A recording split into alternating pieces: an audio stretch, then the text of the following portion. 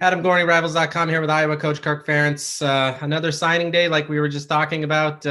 Probably not as busy as December. Is December just taking over the whole thing now?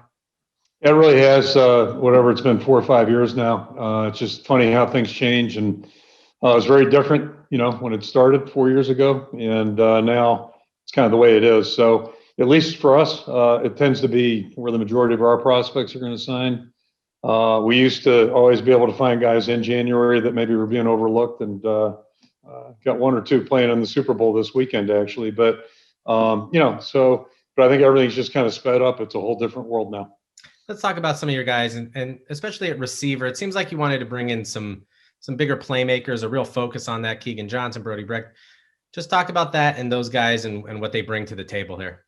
Yeah, I mean, just start with the guys we're losing. We graduated two guys that played in 4 years. They had 4-year careers. They played as freshmen. Amir Smith-Marset and Brandon Smith both did a great job for us.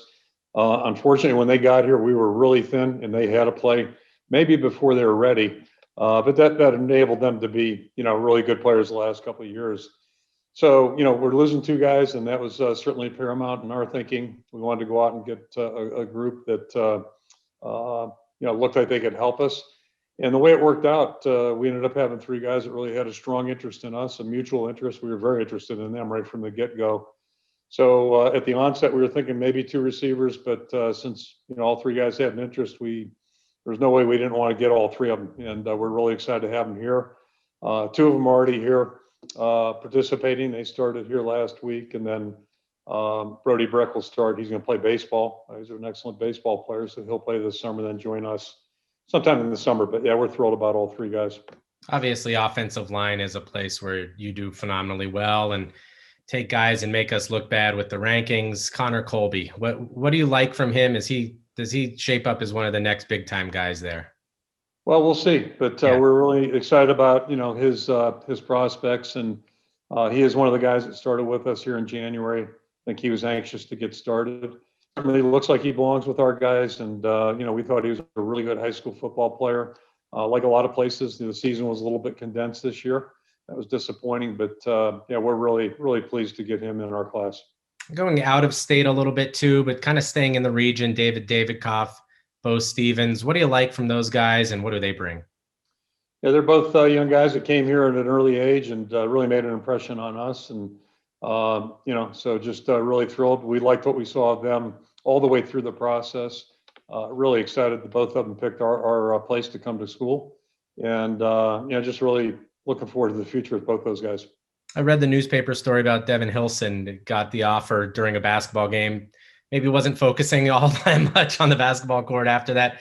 What do you see from a kid like that? Just a super athletic kid, two-sport guy, all that kind of stuff. A couple things. First of all, I didn't mean to screw up his game. I did read that afterwards, and that was not my intent. I should have waited until after the game. But we wanted to let him know what our intentions were. It was a really tough evaluation. So mainly because they played two games last year. And he kind of piqued my interest a year ago, actually, off junior basketball tape, more so than football. And I just saw some things there that looked pretty intriguing.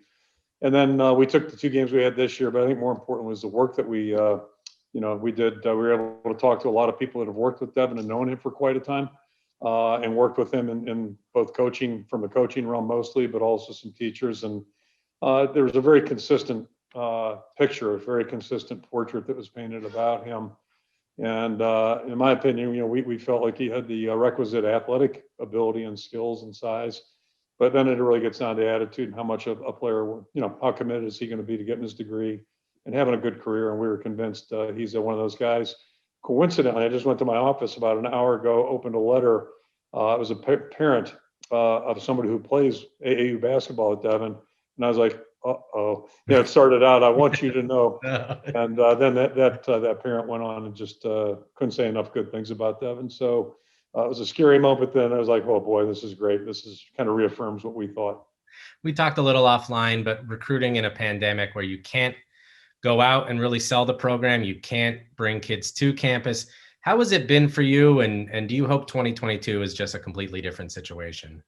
Absolutely. And I think that's probably all of our concern is moving forward. But in some ways, most of the prospects that we're talking about, we had a chance to really work with them and get to know them. in camps, or that at least they came to campus and came to games, that type of thing. So, we had a little bit of a relationship going, probably more than a little bit of a relationship with most of the guys in the signing class, with a couple exceptions. I will share that with you, Mike Myslinski being one of them. I still not have shook I haven't shook Mike's hand yet, or his parents. So I look forward to that opportunity. But when everything shut down, we had nothing to do but recruit. We didn't have spring practice last year, no spring recruiting. So we ended up spending a lot of time, in FaceTime, Zooms, phone calls with our prospects. And some strange ways, I almost feel like we know this group better than, another one. But moving forward, that is a concern, because there are a lot of guys right now that we're talking with and have offered that have not been on campus to see a football game in Kinnick, or haven't been here, more importantly, to meet our staff and meet our players, most importantly, our players, and ask them questions. So hopefully, no, all of us feel this way, hopefully the April 15th deadline will prove to be a quiet period, in fact, and prospects can start coming with their families to campus and get to know the program a little bit better. Kirk, thank you so much. Another signing day in the books. Really appreciate the time. It's my pleasure, Adam. Thank you. Thanks for having me.